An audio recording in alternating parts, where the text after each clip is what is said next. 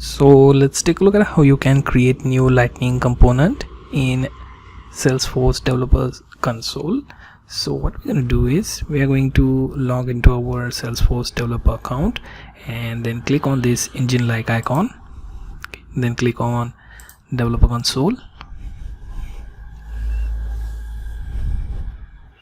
Let the console load and you will get text editor or ID like interface, and here you can see I have already one class by default which can be saved.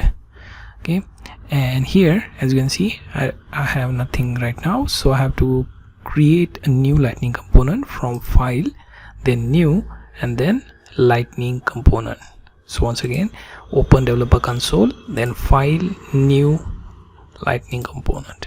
Here you have to give some sort of a name if you're creating this Lightning bundle. In case of simply creating a component, you can choose from list of options that you wish to give. For example, tab, page, record page, communities, quick action.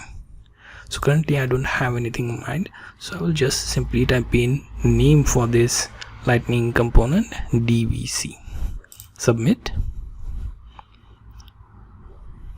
Okay, now here you see it says aura component.